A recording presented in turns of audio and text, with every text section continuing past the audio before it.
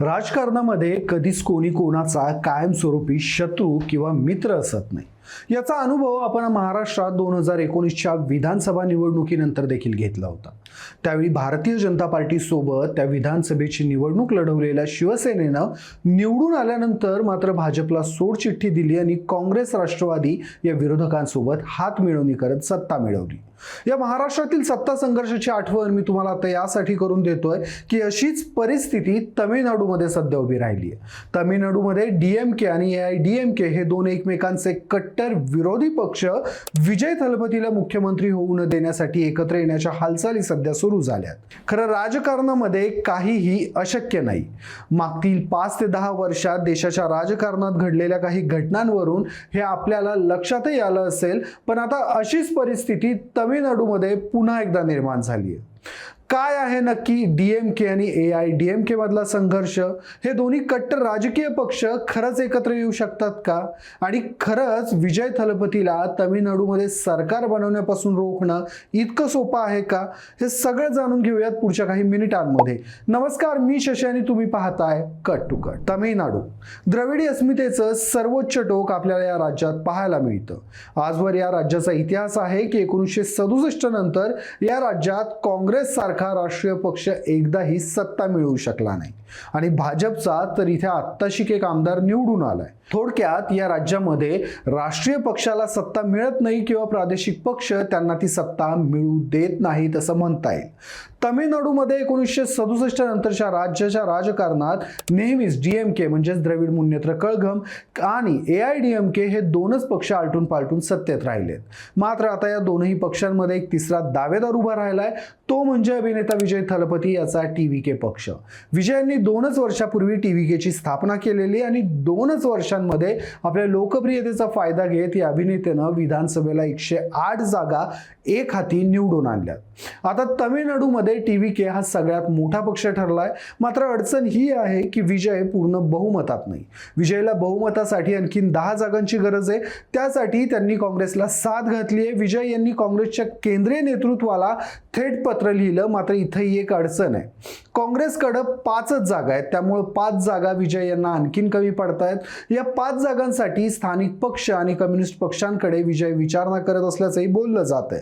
त्यामुळे हे दोनही कम्युनिस्ट पार्टी आणि एखादा स्थानिक पक्ष सोबत आला तर विजय सत्तेत बसू शकतात. पण डीएमके आणि एआयडीएमकेला हे होऊन द्यायचं नाही. याचं कारण आहे टीव्हीके किंवा विजय थलपतीच्या माध्यमातून भाजप तमिळनाडूच्या राजकारणात शिरकाव करण्याची भीती त्यांना आहे. सध्या राज्यात डीएमके आणि एआयडीएमके असे स्थानिक पक्ष होते.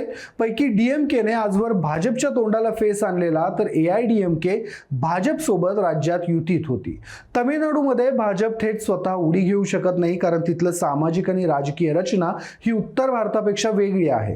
त्यामुळे भाजपनं विजय थलपतीला पुढे केलंय. अशी चर्चा तमिळ राजकारणात दबक्या आवाजात सुरू आहे आणि त्याला कारण ठरलं ते म्हणजे 2014 नंतर विजय थलपती यांनी नरेंद्र मोदींची घेतलेली भेट. या भेटीनंतर विजय थलपती यांच्या सिनेमाचे आशय देखील मोठ्या प्रमाणात बदलल्याचं बोललं जात आहे. अगोदर प्रेमावर किंवा मारधाड असणारे चित्रपट करणारे विजय थलपती त्यानंतर मात्र सामाजिक समस्यांवर भाष्य असणारे चित्रपट करू लागले.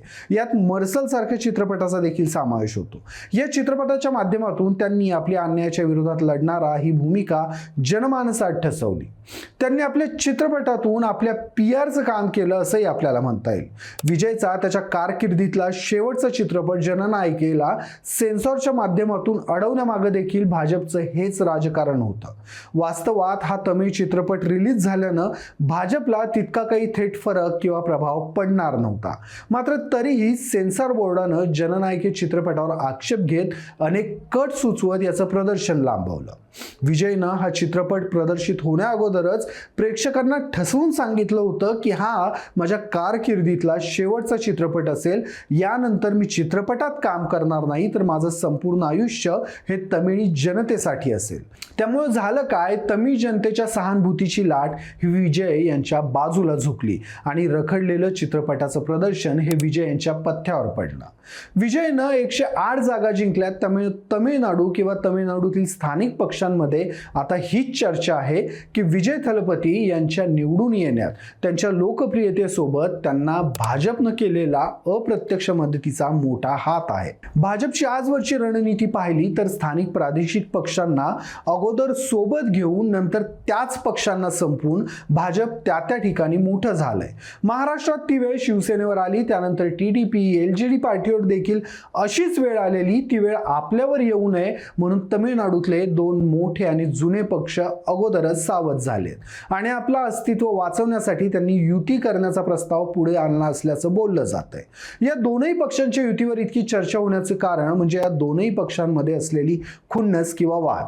तो समजून घ्यायचा असेल तर आपल्याला या दोन्ही पक्षांच्या उगम आणि परिस्थिती लक्षात घ्यावी लागेल.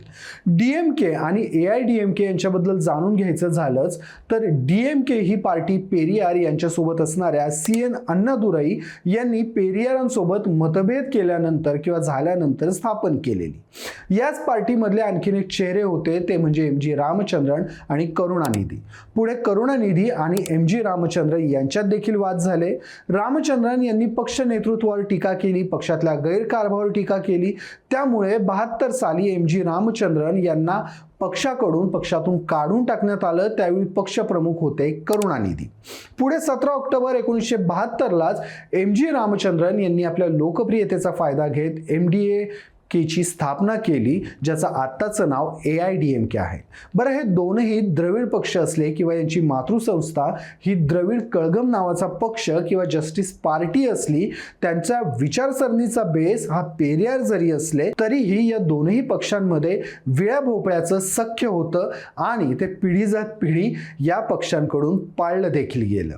हे दोनच पक्ष आतापर्यंत तमिळनाडूमध्ये आलटून पालटून सत्तेत राहिले, मात्र या दोन्ही पक्षांनी एकमेकांना खाली खेचण्याची एकही संधी सोडली नाही. AIDMKच्या जयललिता यांच्यावर DMKच्या आमदारांनी भर सभागृहात केलेला हल्ला हे याचंच उदाहरण होतं आणि कहर म्हणजे या हल्ल्याच्या वेळी करुणानिधी आपल्या बायकांसोबत सभागृहात उपस्थित होते. त्यानंतर जयललिता इरेला पेटल्या आणि AIDMKची सत्ता त्यांनी तमिळनाडूमध्ये आणून दाखवली. पुढे जयललिता सत्तेवर आणल्या की त्यांनी DMKच्या विरोधात कारवाया करायला सुरुवात केली.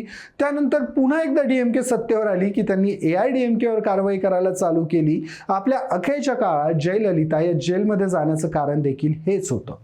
थोडक्यात काय तर या दोन्ही पक्षांमधून विस्तव देखील जात नव्हता. मात्र आता काळाची गरज ओळखून हे दोन्ही पक्ष आपल्यातले मतभेद मिटवायला तयार झालेत.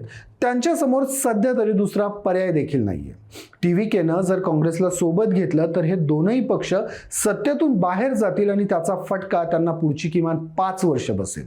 या 5 वर्षात विजय थलपती आपल्या पक्षाची पाळेमुळे विस्तारण्यासाठी प्रयत्न करतील. त्यातला पहिला अध्याय म्हणजे विजयचे स्पर्धक असणारे DMK आणि AIDMK यांना संपवण्यासाठी प्रयत्न करणं, कारण त्याशिवाय विजय थलपती यांना स्वतःची रेष मोठी करता येणार नाही. त्यासोबतच भाजपचा धोका देखील या स्थानिक पक्षांना स्पष्ट दिसतोय. त्यामुळे वेळेची गणितं ओळखून हे दोनही पक्ष आपला इतिहासातला वाद विसरून एकत्र येत सत्ता स्थापन करण्याची चिन्ह आहेत. राजकारणात संख्याबळ हे सर्वात महत्त्वाचं असतं. सध्या DMK आणि AIDMK यांच्या जागा एकत्र करून संख्याबळ पूर्ण होत नाही. मात्र या दोनही आघाड्या एकत्र आल्या तर DMK कडे 73 आणि AIDMK कडे 53 जागा आहेत. यात AIDMK सोबत भाजपच्या 1 जागेला वगळलं तरी फारसा फरक पडणार नाही. इतर घटक पक्षांना घेऊन किंवा दुसऱ्या पक्षांना सोबत घेऊन ते आपलं अस्तित्व टिकवून ठेवतील आणि सत्तेत येतील. तुमची या सगळ्या घटनेबद्दल काय मत आहे? DMK आणि AIDMKनं एकत्र यायला हवं का? जर एकत्र ते आले नाहीत तर तमिळनाडूच्या राजकारणात काय बदल होईल आणि या दोनही पक्षांना त्याचा काय फटका बसेल? तुमची मतं मला कमेंटमध्ये आवर्जून सांगा. व्हिडिओ आवडला असेल तर व्हिडिओला लाईक करा, शेअर करा आणि कट टू कटला सबस्क्राईब करायला विसरू नका.